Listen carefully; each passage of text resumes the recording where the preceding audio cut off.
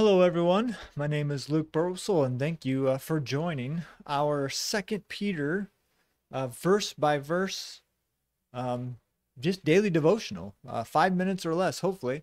We're in Second Peter chapter 1, verse 4. That's what we're going to go over today. And if you're just starting and if you just got this video, go ahead and go back to the overview and walk yourself through it, since we've only been through three other verses.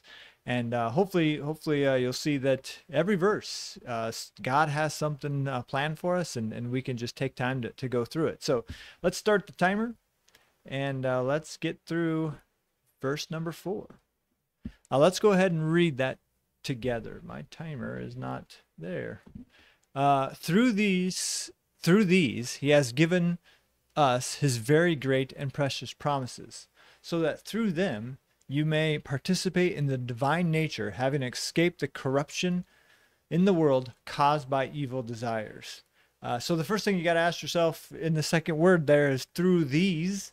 What is these? What is he talking about? And that's actually in our that's why we go verse by verse. Back in our verse 3 video, it talked about that the Lord gives us divine power, and he grants us all things for knowledge of him when he's called to fulfill our calling. And so through those things, now he gives us these great and precious promises. And I love this because and when I preach on the 21st, you'll kind of hear some of those promises, but that's exactly what I had to do, is cling to the promises in my kind of in a low part of my life. Is I had to go back to the Bible, I had to find a promise, and anytime, the lies happen, anytime, the temptation, the evil desires of this world kind of come up, I had to go back to that and say, nope, this is what God said. This is what God promises. And so it's said that there's over 30,000 promises in the Bible. Hopefully, when you get done counting those, to fact check me, go ahead and comment below on how many you found.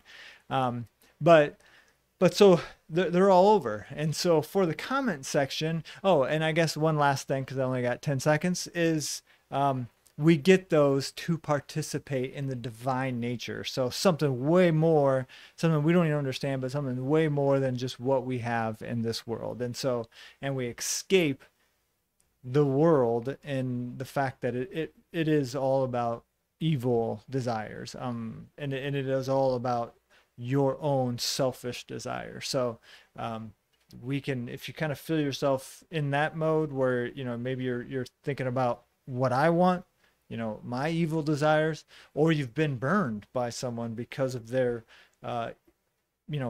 their selfishness or their evil desire, you can cling back to those promises. So, got to leave it at that, but go ahead and comment the question below. What specific promises are you holding on to right now?